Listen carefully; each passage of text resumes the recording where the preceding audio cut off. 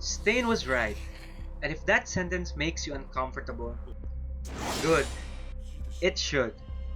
Because the most dangerous thing about the hero killer isn't his sword, it's his logic. He looked at the world of celebrity saviors and saw exactly what we've been ignoring. A system that isn't broken but fundamentally corrupt. But before he was a monster, he was just a guy trying to do the right thing. He went by the name Stendhal, a vigilante who thought he could fix the world by following the rules. But he eventually realized the system wasn't just sick, it was already dead. And you can't save something that's already rotted away. Today, we're looking at the moment the vigilante died and the butcher was born. Because once you see the rot through his eyes, you can never unsee it. Stain's mission sounds noble on paper. Eliminate the false heroes.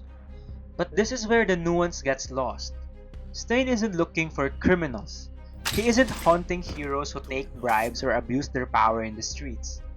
If you look closely at his victims, he almost never accuses them of actual crimes. What he hates is the professionalization of heroism. To Stain, a hero who treats saving lives like a 9 to 5 job, someone who clocks in, does the bare minimum, and cashes out for the night has already betrayed the title. In his eyes, heroism isn't a career path, it's a divine calling. And this is why All Might is his only standard. It's not that All Might is perfect, he's famous, he makes money, he has a brand. But Stain looks the past results and judges the intent. All Might runs toward the scream even when no one is watching, even when it's destroying his body. Stain demands that every single person in a costume be a god or be executed. The most glaring hole in Stain's logic, and the moment most fans stop believing him, is his attack on Ingenium. Tensei Ida was a model hero. He led the team, he prioritized rescue over combat, and he inspired a whole generation of younger students. He was exactly what hero society should be. So why cripple him? Why destroy the life of a man who was undeniably good? This is where the common framing of the hero killer goes wrong.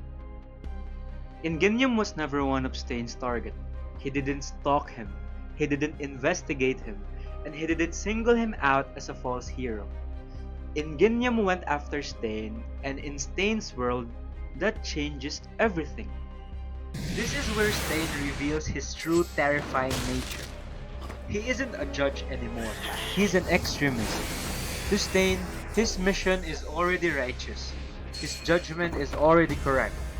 So anyone who interferes isn't just stopping a murderer, they're stopping justice itself.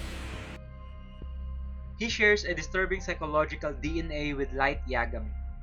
When Light kills the FBI agents investigating him, it isn't because they're evil.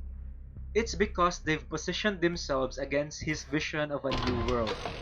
Stain operates on that same obstacle logic. If you stand in the way of his cleansing, your past deeds stop mattering. You aren't a person. You're a crime against destiny. Now look at Eren Yeager. Eren doesn't just accept that innocent people will die in the rumbling. He embraces it. From his perspective, the world has already decided his people deserve to die. So anyone standing in his way isn't neutral. They are complicit. Stain shares that same dangerous certainty.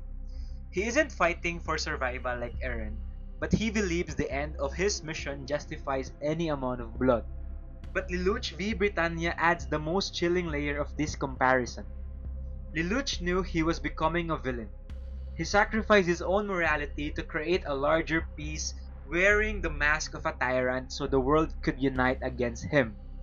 Stain never makes that distinction. He refuses to admit he is a villain. He sees himself as the only pure thing left in a filthy world. When you believe your cause is absolute, you lose the ability to see character. You only see alignment.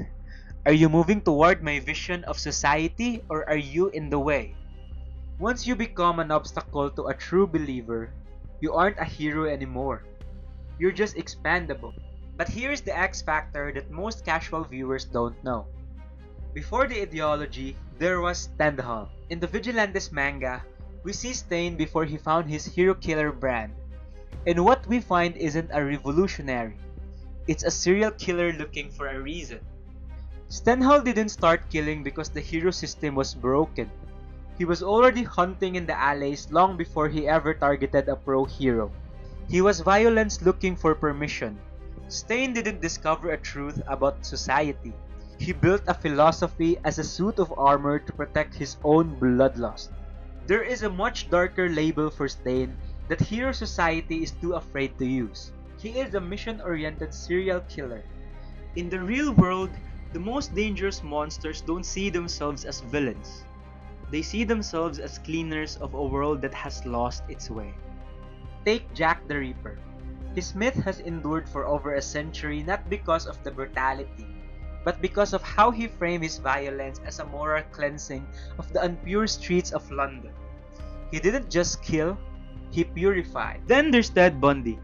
Bundy's greatest weapon wasn't his strength, it was his ability to appear articulate, charming, and rational. He spoke calmly about morality and responsibility using a created persona to mask a total void of empathy. Stain uses the same psychological mask. He uses his hero killer philosophy to make his bloodlust look like a heavy, necessary burden. But perhaps the most terrifying parallel, and the one that explains the hero killer manifesto, is Anders Breivik. Breivik didn't just commit an act of mass murder. He wrapped his brutality in a 1500-page manifesto. He spent years building a complex ideological framework to justify his violence, convincing himself and trying to convince the world that he was a knight fighting a war against a rotting society. Stain fits this pattern perfectly. Like Breivik, he is persuasive because he finds real undeniable flaws in his society. The fame-seeking, the greed, the commercialization, and uses those truths to sanctify his own brutality. The manifesto isn't the reason for the violence. The manifesto is the permission. Serial killers often believe they are uniquely chosen to execute a higher justice. They create rules that allow them to look in the mirror and see a savior instead of a predator. This brings us back to the ultimate question. Would Stain still kill in a perfect world? His history as Stendhal quietly tells us the answer. Yes, because for a mission-oriented killer, the goal is never truly reached. There will always be another person who isn't pure enough. There will always be another excuse to unsheath the blade. For Stain, the philosophy was just the marketing. Stain's arc lasted 3 episodes, but his ghost haunts the rest of the series. He proved the idea, but ultimately, Stain's ideology fails because it refuses to accept humanity. People can't want financial stability and still be heroes. Take Uraraka for example. She doesn't want glory. She wants to give her parents the comfortable life they deserve. 父ちゃん、私は絶対ヒーローになってお金稼いで父ちゃん母ちゃんに楽させてあげるんだ。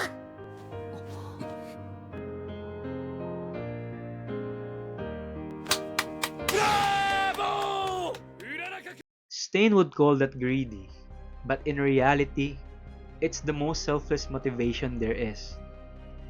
If heroism required pure 100% altruism, the world would have no one left to protect it. Stain was right about the cracks, but his cure was poison. If you want to see where those cracks first started, watch this video here. Subscribe for more deep dives. I'll see you in the comments, and I'll see you in the next video.